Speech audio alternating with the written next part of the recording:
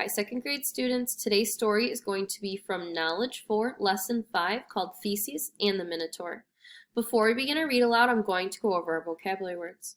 Our first vocabulary word for today's story is the word labyrinth. Repeat after me. Labyrinth.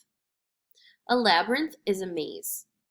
Our second vocabulary word is the word unraveling. Say unraveling. Unraveling means unwinding or coming apart. Our last vocabulary word is the word vaulted. Say vaulted. Vaulted means jumped over something tall and large.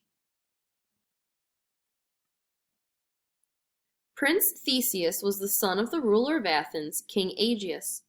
Theseus had been raised by his mother in a town far away from Athens and did not know his father in his youth. When he was old enough, in order to meet his father, Theseus journeyed to Athens, had many adventures, and proved himself a fierce warrior. When he finally reached Athens, he was shocked to hear what his father, King Aegeus, was telling him. Next week, King Minos and his ship returned to Athens after another 9 years, King Aegeus said. This will be the most terrible time for our people when they see those black sails. Black sails? Who is this King Minos, and what happens when his ship comes to Athens? Asked Prince Theseus. His father had answered, King Minos, who rules the great island of Crete, has the mightiest navy and army on earth. Several years ago, his son was visiting here in Athens. There was a terrible accident, and the young man never returned to Crete. I sent word to Crete explaining what had happened and how sorry we were, but King Minos would not listen.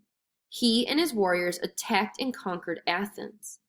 Then Minos announced, You Athenians must share my sorrow. My son was 18 when he went to Athens. Every 9 years I shall send to you a ship with black sails. This ship will take 7 of your Athenian men and 7 Athenian women, each of my son's age, to Crete. There I shall send those Athenians into the labyrinth. It is an enormous maze of twisting tunnels and rooms cut into the hillside near Minos's palace. Minos commissioned the master inventor Daedalus to design it. Once inside, a person becomes hopelessly lost. Worse yet, living in the maze is the Minotaur, a monster that is half bull and half man. The Minotaur knows every inch of the maze and hunts down whoever enters there. Many times King Minos has sent his black-sailed ship to carry away 7 of our young men and women, and none of them ever get out of the labyrinth. And now next week, the black-sailed ship will return. Theseus said, Father, you know my skills as a warrior. I am 18 years old. I will take the place of one of these youths and stop the Minotaur before it can strike again.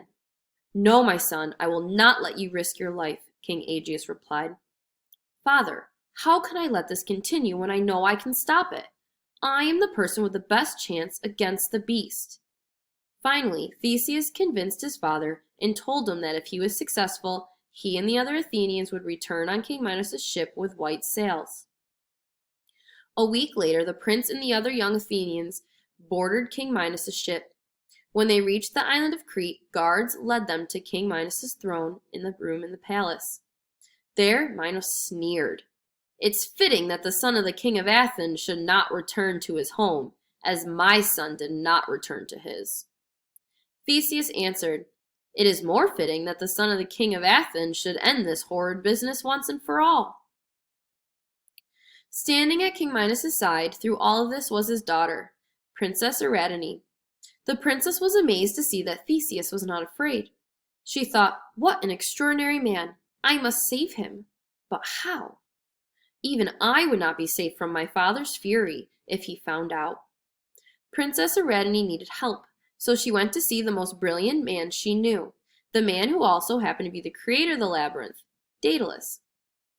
The clever Daedalus told her, It is impossible to sneak a weapon into the maze. The guards would find it and remove it, and eventually they would trace it back to you. However, if the reports of Theseus' bravery are true, he may still have a chance fighting the Minotaur. Then at least we can help him find his way back out of the labyrinth.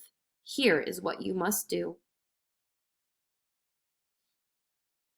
That night, Princess Ariadne went to Theseus' room in her father's palace. She told the young hero, Wind this ball of string around yourself beneath your clothes so the guards will not see it. After you enter the labyrinth, tie one end of the thread to the handle of the gate and unwind the rest as you go through the maze.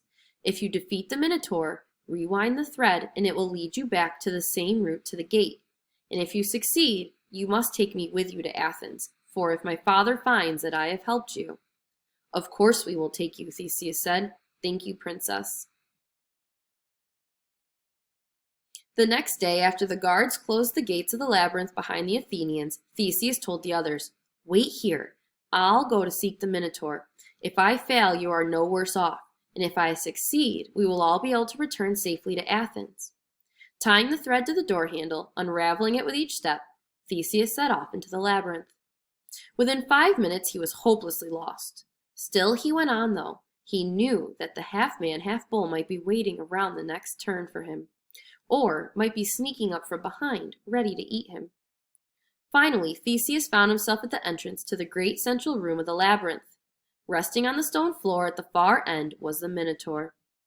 It had a huge, muscled body of a man, but instead of a man's head, there was the head of a bull with long, sharp horns. Theseus broke off the golden thread and stepped forward. The Minotaur rose to its feet to face him. Then the Minotaur charged. Theseus waited as the huge beast rushed toward him. At the last moment, the young prince stepped to one side and vaulted over the monster's back. Confused at not having caught him on his horns, the Minotaur turned back and charged again. Again, Theseus avoided its horns, leaping to the other side this time. Over and over, Theseus escaped the deadly horns. Each time, Theseus was moving closer and closer to the wall of the room. Finally, as Theseus leaped aside once more, the Minotaur, unable to stop, ran with an explosive shock into the wall. Staggering, it fell to its knees. Theseus leaped upon its back and seized the great horns. He wrestled the Minotaur to the ground and eventually defeated him. Hours later, the other Athenians saw their prince emerging warily and triumphantly from the stone tunnels. Untying the thread that had led him back, he said quietly, "Let's go home." Opening the gate, which was never locked, for no one had ever returned, the Athenians stole out and snuck out quietly. The day had passed, and the city was now shadowed with night. They moved down the harbor and found Princess Ariadne waiting for them in the shadows by the docks.